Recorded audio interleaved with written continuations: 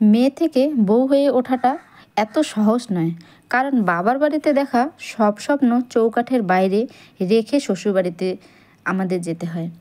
মাগো, আমার জীবনটা তো এমন নাও হতে পারতো। এত কষ্ট আর এত সহ্য করতে পারছি না আমি। কখনো কখনো কল্পনাও করিনি জীবনটা এমন এক পর্যায়ে এসে দাঁড়াবে, চাইলেও কিছুটা ঠিক রাখতে পারবো না। কখনো ভাবিনি চোখের জল লুকিয়ে সবার সামনে সুখে থাকার অভিনয় করতে হবে। ফ্যামিলি প্রবলেম, একাকিত্ব প্রবলেম, প্রবলেমের সঙ্গিনী প্রবলেম, অসহায়তা, সব মিলে মানসিক রোগীর মতো বাঁচতে হবে। জীবনে এমন এক পর্যায়ে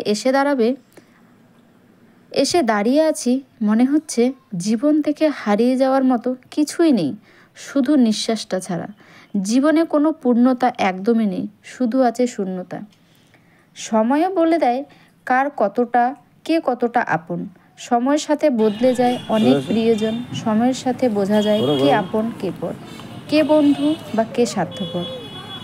বুকের ভেতরটা ফেটে যাচ্ছে, না পারছি কাউকে বলতে, না পারছি সহ্য করতে।